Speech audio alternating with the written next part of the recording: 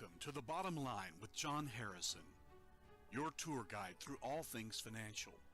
Build out your financial skill set with crucial knowledge and tactics and easy to follow answers to all your essential money questions. And now, your host, certified financial planner, ordained minister, multi-published author, and president of Aspire Financial Advisors, John Harrison.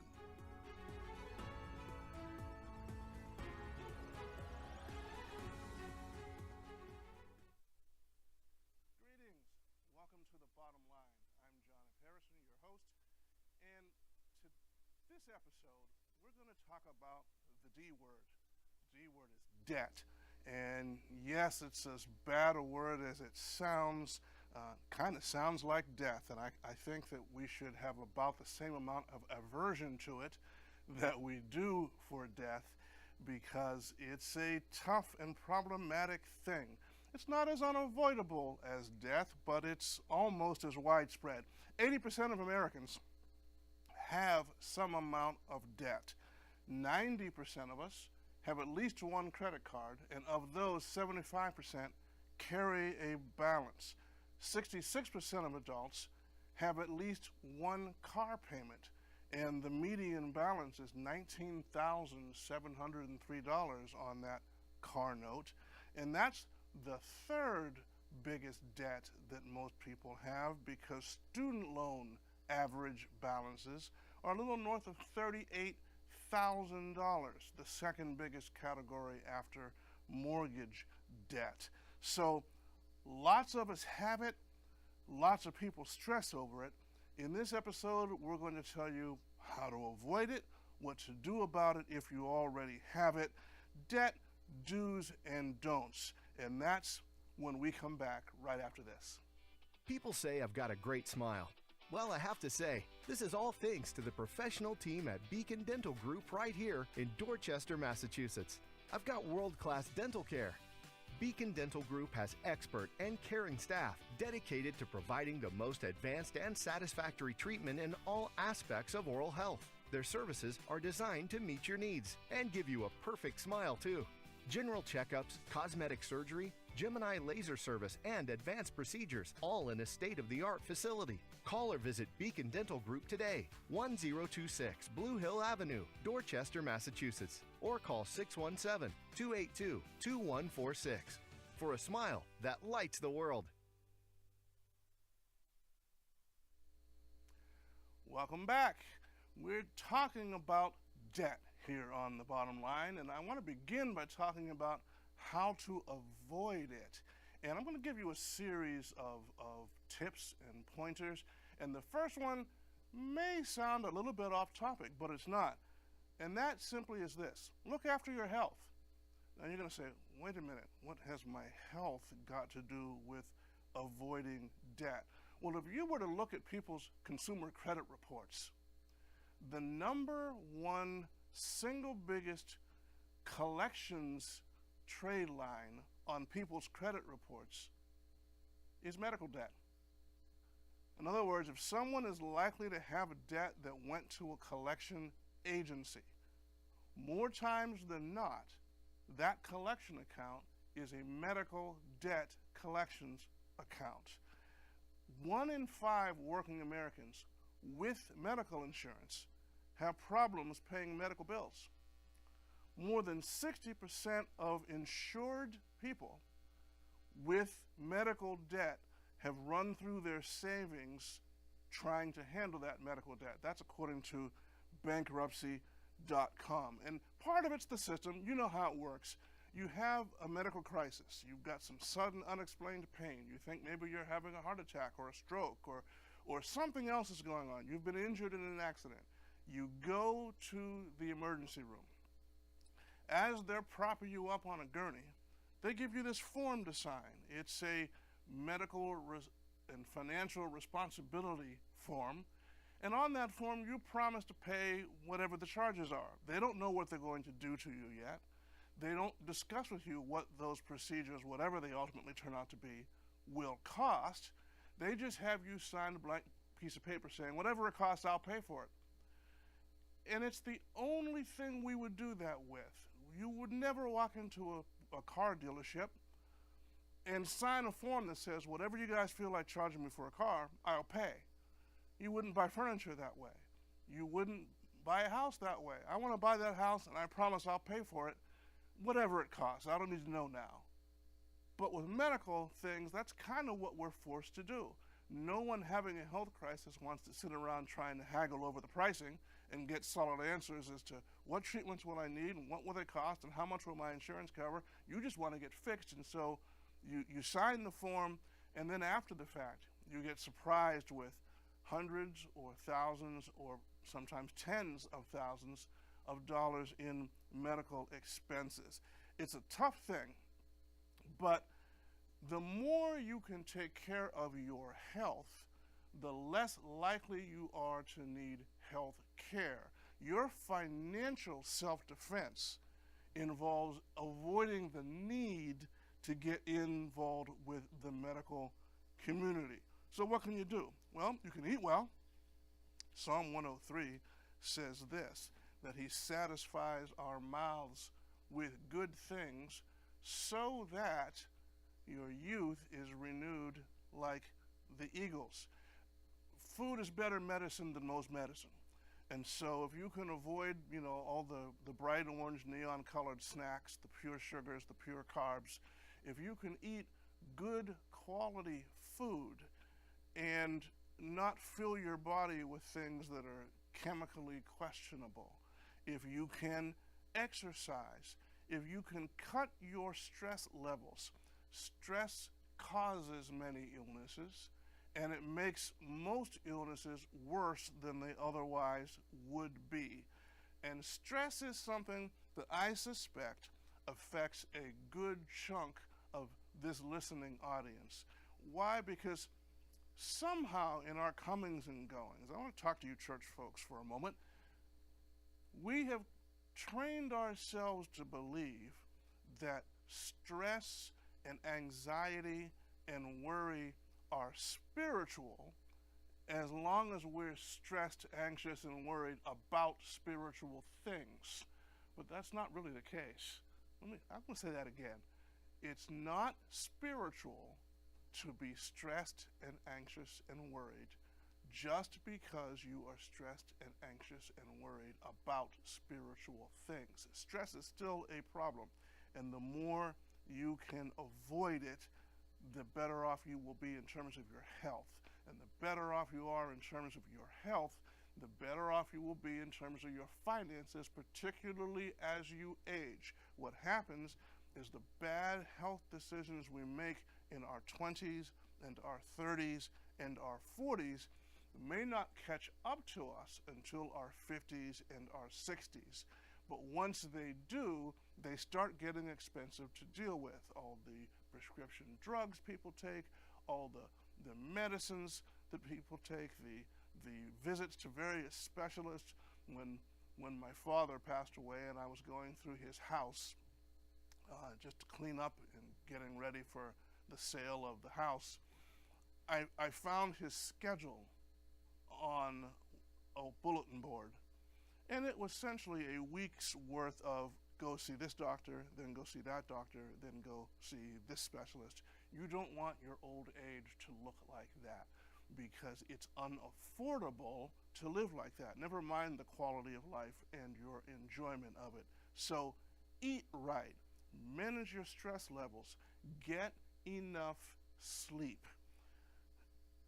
Again, let me say something.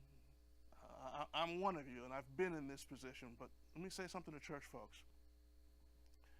Don't wear exhaustion like it's a badge of honor, like your perpetual tiredness proves what a good and productive and faithful person you are. The Bible actually says this. It says, it is vain for you to rise up early and to sit up late and to eat the bread of sorrows, for so he giveth his beloved sleep. Sleep is all right. Rest is okay. Rest is ordained of God.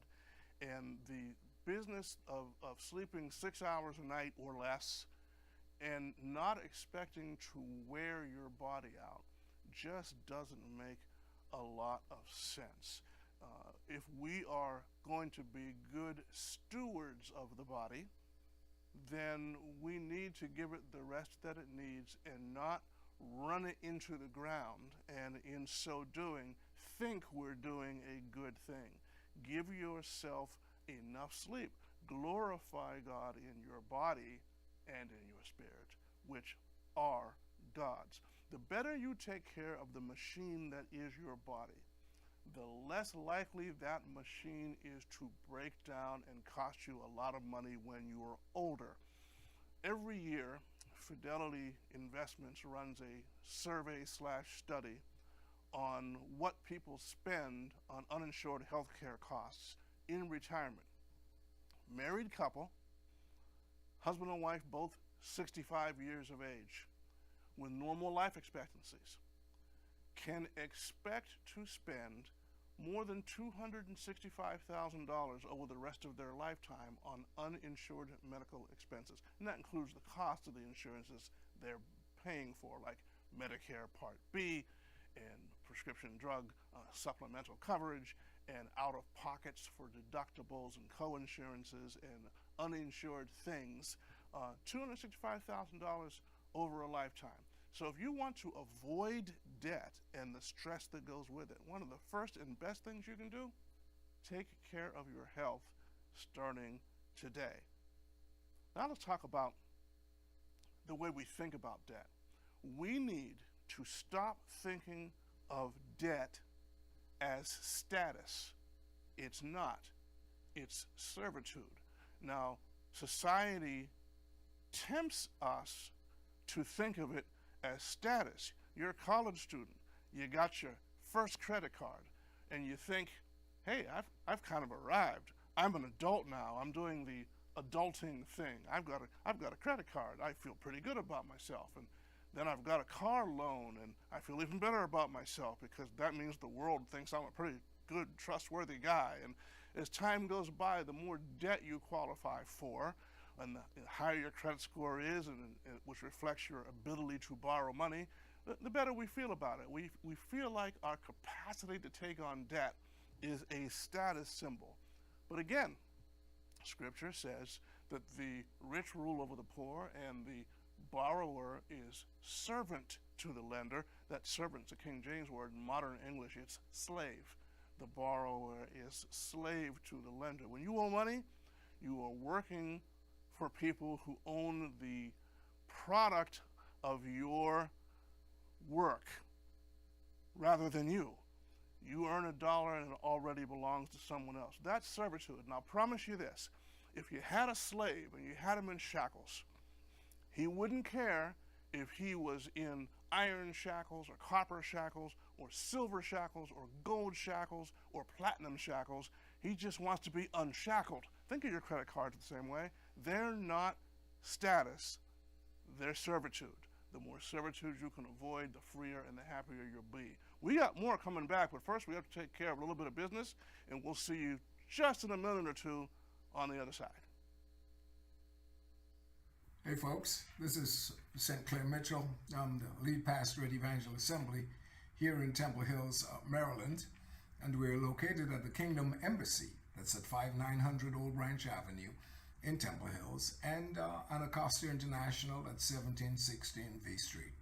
I'm here to inform you about a new program that will be coming to the New England Christian Television Network, and it'll be called Kingdom Connection. And so you will hear my voice connecting you to the kingdom of God through prayer, inspiration, and information. My friend, this is Kingdom Connection. Whenever you hear those words, that will be the warning that our program is about to be aired on this television station. I want to thank you for joining us. You will be informed about the times when the program will be on. And I look forward to sharing with you. Our program is based on Matthew chapter 6 and verse 33. But seek ye first the kingdom of God and his righteousness, and all these things shall be added unto you. Here we start at 6 o'clock and we end at 33 minutes after 6. Matthew 6:33. And I think it will be aired at the same time on the New England Christian Television Network. So thank you so much for joining us, and we look forward to your participation, your feedback, and your partnership as together we seek to not replace God, but to represent Him. Thank you so much. Welcome back. We're on the bottom line talking about the D word, debt. And we've been talking about how to avoid it. And so far we've covered taking care of your health because it avoids future debt. Doesn't avoid death, unfortunately, you can't avoid that, but it does avoid future debt. And we've been talking about the mindset of not mistaking debt for status. Debt is servitude, and it's to be avoided whenever possible. Don't catch yourself absorbing the world's values and thinking that more debt is I've arrived kind of a thing. But moving on from there, another way to avoid debt is never borrow money for things that depreciate. When you borrow in the business world, you have to repay what you borrowed with interest. So your payments cost you more in total than the amount that you borrowed. If the thing you borrowed to buy is going down in value, it depreciates. That makes the math even more backwards, more upside down. You borrow $5,000 to buy furniture that will be worth $1,500 a year and a half later, and you're going to take 3 years to pay that off and end up paying back $6,500 in total. That's just bad math. So never borrow money for things that depreciate, and that includes your car. Your car depreciates unless it's a 1 in a million vehicle. If you're driving a McLaren, that might be different. If you're driving certain Ferraris or certain Lamborghinis, they might actually appreciate. But the vast majority of automobiles are like appliances. They are tools we use to get from point A to point B. They are worth less than we paid for them the day we drive them home. The typical car depreciates 20% in its first year. If it's a big SUV or a big pickup truck, it depreciates more than that, some as much as 30% in the first year. So if you've borrowed the money to buy it and are repaying it at interest, again, the math gets more and more upside down. Now, we've already said that 66% of all Americans have at least one car payment. So if you are one of those, make it a goal to make your current car payment your last one. So instead of trading for another car and another payment, most people do that about 12 months before they pay the current car off. Pay the car off, keep it, maintain it, set aside monthly money as if you still had a car payment, but now this money is going into savings. When that car needs a repair, you've got the cash to cover it without going into debt to deal with it. And you can just keep that car as long as you can keep it running and keep it looking good. Keep the paint nice, keep it clean, keep it waxed a couple of times a year, or get it ceramic coated so you don't have to wax it. Whatever you do, as long as the car is in good operating condition, but you really don't need a new one. And if you set aside that faux car payment, the amount you used to pay when you had a payment, and you put that into savings every month, when the time comes that you really do have to replace this car, then replace it with a car you can go pay cash for. Make it a point to never again have a car payment. I talked to so many people in my financial practice at Aspire Financial Advisors that tell me that they don't really have the funds for retirement savings, or they're worried that what they can put away won't be enough to buy them a comfortable retirement lifestyle. And when I look at their budgets, they're spending $600, $800, $900, $1,000 a month on car payments. That's money that could go into their pocket rather than into a car dealer's or a bank's. So I would suggest that if you have a car payment now, make it your goal to make this your last one, and never again borrow money for things that depreciate. Now, again, most people already have some debt, so what do you do about the debt that you have? Aggressively pay down your variable rate debt. Your variable rate debt is things like your credit cards. These are things that as interest rates in the economy go up, so does the interest rate you're charged on that card, and the payment gets larger, and more of that payment is interest and less of it is principal. It's not a good scenario to be caught in, and we're in an inflationary period right now. Just in case you hadn't noticed, the prices of almost everything is going up. The Federal Reserve has raised rates a couple of times already. They've already announced they're going to do it again in July. The faster you can get your variable rate debt off the table, get it paid down, get it paid off. I would put that even ahead of fixed rate debt that's got a high interest rate. The traditional advice for debt repayment is to pay off the thing with the highest interest rate first, and that's probably going to be a credit card. But even if you have high interest fixed rate debt, I would say at this point, given what's going on in the economy, pay off your variable rate debt first. It eliminates the havoc that rising rates can have on your budget. And by the way, if you are one of those people who somehow still has a mortgage with an adjustable rate, you have an ARM that resets periodically, refinance that like yesterday to a fixed rate.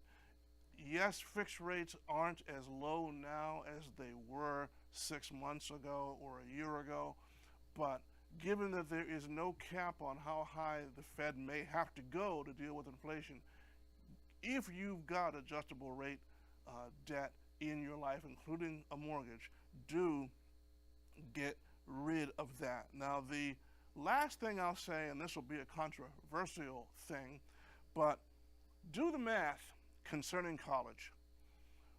We've said that the largest category of debt most people have is their college debt, college loans. It's the second biggest debt in total in terms of what Americans owe after mortgage debt. And it used to be a given that whatever you had to pay to go to college, it was worth it because college graduates earned more money after graduation than people who had just been to high school. And there's a problem now, though. The more educated you are in terms of college degrees, the higher your college debt burden is likely to be. So you earn more money, but you have more debt compared to the high school graduate. The average high school graduate it has $35,900 in total debt. People with some college have $43,700, and those with a college degree have an average of $122,000. That counts all degrees, bachelor's, master's, and doctorates in debt. So if you're going to go to college and you're going to incur debt for it, I'd feel better about you're going for a STEM field, science, technology, engineering, math. You're doing a STEM degree as opposed to a soft degree, a humanities degree. So many people get themselves head over heels in debt, getting that master's degree in social work, and then discover that the pay for the jobs they're getting will leave them in debt for decades. In fact, many people qualify for debt payment reduction based on their income, and it actually can create negative amortization, meaning that your debt balance continues to grow even as you're making payments on it because the income-based payments aren't sufficient to cover both interest and principal, and your balance grows. So if you've got kids that are going off to school or you're thinking of going back to school, do the hard math and say, realistically, with what I'm going to get for a degree, what will my starting salary be? How much debt will I have, and how long will it likely take me to pay it off? I would not suggest for all you English majors, you psych majors, you art history majors, if it's a humanities or a soft degree, be very, very careful about what you pay some school to give you that degree, because if you spend the rest of your life unable to live the lifestyle you want because you were saddled with so much college debt, that's a real problem. The only caution on the other side I'll give you is don't overpay for your debt reduction by foregoing your investing. In other words, don't skip putting money into your 401k because you're all about getting the debts reduced. That's because your 401k or similar long-term investments pay you compound earnings on a rising balance, whereas your debts are compound interest on a declining balance, and paying off a 10% debt is therefore not like earning 10% on an investment. We have thrown a lot of information at you today, and I realize that, and I want to encourage you that it's like the old joke about how you eat an elephant. It's one bite at a time. You can do this. You can get from where you are to where you're going. You just need a little direction for the journey, and that's the bottom line.